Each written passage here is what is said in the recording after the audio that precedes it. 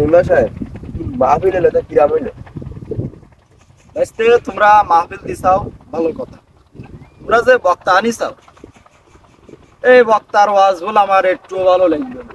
কেন মিমা সাহেব?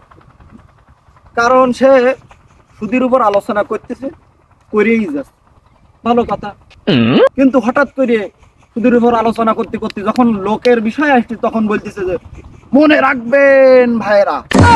আচ্ছা, মনে রাখবেন ভাইরা মানে তো সব লোক বুঝে, তাই না? কিন্তু এই বক্তা কি করতেছে, মনে রাখবেন ভাইরা কই সুদা আঙ্গুল আমার দিকে তাকাচ্ছে কেন? আমরা শিখাই দিছি খানজো, আপনি সুদ খানজো।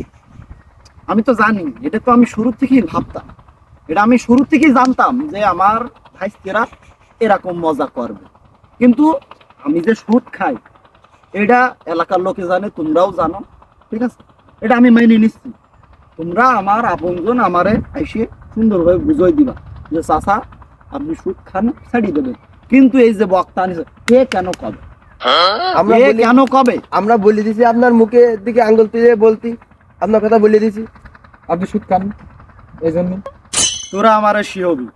আরে আমি আপনার জলে কি জন্য আপনি সুদখোর, ঠিকই কত কইছে তারে টাকা দিয়ে নিয়ে আইছি, সে হিদায়তের কথা কবে না? আরে সে টাকায় দিনে আইছে ভালো কথা, হিদায়তের কথা কবে ঠিক আছে, সবাই কবে বাইরে মানে সবাই, সে শুধুমাত্র মনে রাখবেন ভাইরা শুধু এই কথা বলে আমারও দেখাবে কেন? সে সবাই কবে। তা আপনি এখন কি করতে চাচ্ছেন? কি করতে চাচ্ছি মানে বুঝতে পারতেছি না? সামনের বার যখন তোরা মাহফিল দিবি তখন আমি স্টেজের পিছনে বসবো, তাই বক্তা কি করি বলে যে মনে রাখবেন ভাইরা, এভাবে আঙ্গুল দিয়ে পিছনে করে কি করে কয় আমার।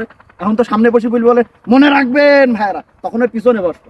দেখ তোদের বক্তা কি করি বলে যে মনে রাখবেন ভাইরা, এইভাবে কি করি বলে দেখ। আয় আয় তুই আয়।